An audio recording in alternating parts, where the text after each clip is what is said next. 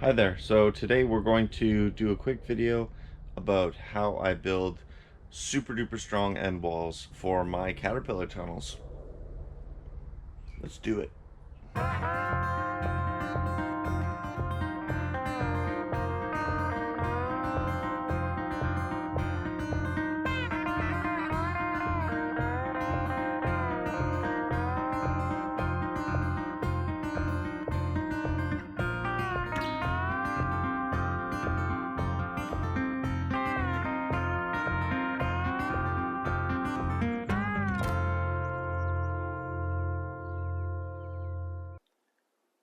Okay, so we're in one of my tunnels here. I'm just going to go over some of the details and how I build my end walls so that they're extremely resistant to wind.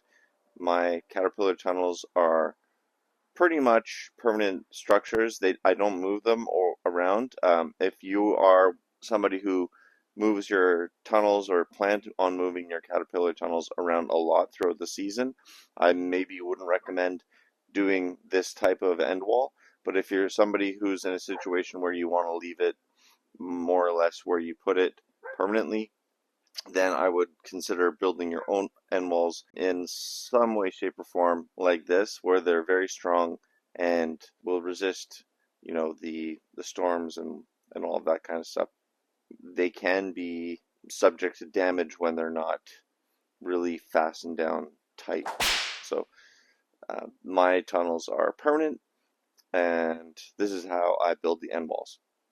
So as you can see, it's all built with a 2x4 kind of frame. We've got a 16-foot tunnel for context, so it's 16 feet wide. I've got a lift kit, so it adds an extra foot and a half. So it's around 10 feet high. What I've done is taken it and divided it into 4 foot, 4 foot on the ends. So that's 1 8 foot, and then the gap of the door is about 8 foot, give or take. So what I've done is I've taken a 2x4 at the base. That's 1 8 foot 2x4 just cut in half, and then the vertical frames are 10-foot 2x4s, and then there's one 10-foot 2x4 for the top of the door frame. Opening up the doors here,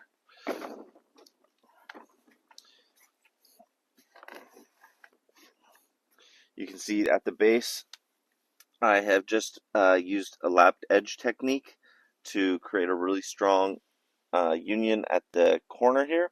It also creates a really nice 90-degree angle without too much fidgeting around.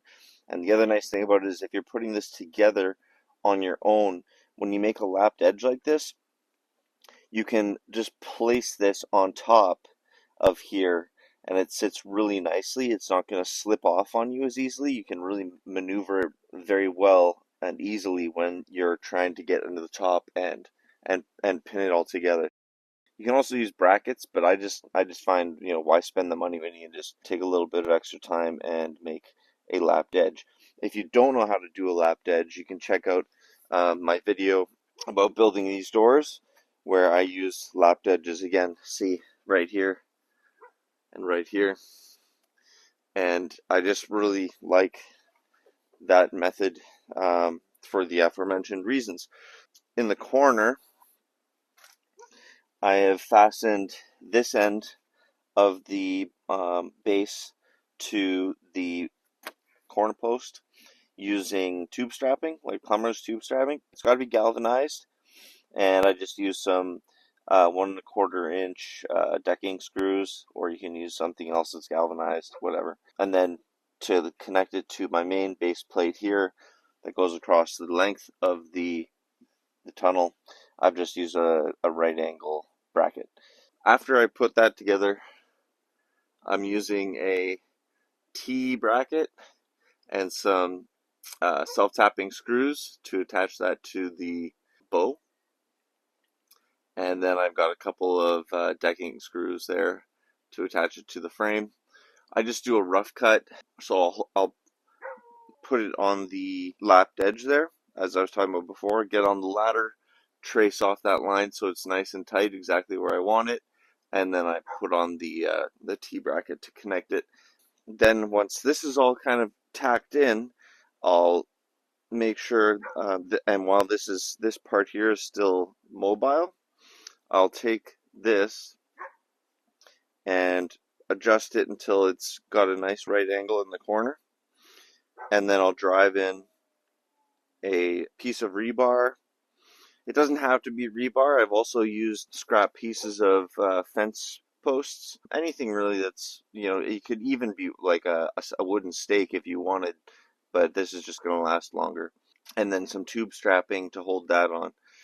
So once again, the tube strapping coming into play here. You can use other things too. You could probably find like some kind of C-clamp or whatever tube clamp that fits onto here, but the plumber strapping is just so universal. It's so easy to work with, and you just use some snips, some tin snips to cut it, whatever length you need. So that's how I keep that nice and firm at the bottom. Once again, here on the top, I've used a lapped edge. So this is the same technique. So you just notch that out, and then you've got a really strong, like you can hang off of this all day long and really torque at it, and it's not going to move. It's just that added aspect of joinery that gives it that extra strength. That's all the bits and bops I use for that. While we're at it, let's kind of go over some of the other things I use here. So my cross beam here that goes along the mid range is just some 2x4. Again, at the end here I use some plumber strapping to attach it to the main post. And then these are just tube clamps from Farmer's Friend, and they're attached with a Tech screw here, self-tapping screw. And then over here I've just scabbed the boards together with a little offcut about 1 foot wide, and that's strong enough to keep this together. This cross post here has made such a difference in terms of strength. Over here I've got the base plate that runs all along. That helps to keep weeds out. Also scabbed together with the 2 foot or the 1 foot boards. I used plumber strapping at the base. I've also used, actually I'll mention quickly, I've also used plumber strapping at the top here, but I find that area takes a lot of stress from the winds, especially. So I find a bracket works better. The tube strapping is a little too flexible and will eventually fail on you. So I've moved to brackets. What you want to do though is you always want to make sure that when you're putting this together, before you put on the plastic, that all your screws and stuff are on the inside of the plastic, not the outside, because they will rub up against your plastic on the outside if you don't, and they will create a tear and a weak spot. So you want to keep that in mind. Moving to the outside, to get the plastic on, I've just used channel lock and wiggle wire. You can get this at any greenhouse supplier. You can also get them from companies like Farmer's Friend. I don't know if Johnny's carries them. You might even be able to go to your local nursery, and a lot of times they'll have scrap pieces. And if you're just building your own small tunnel, a lot of this kind of hardware that's harder to find, or even poly, like the plastic for your tunnel. If you're just doing something like this at home and you want to save a buck, you might be able to find a nursery that's willing to give you offcuts or something for free, if not for, a small amount of money.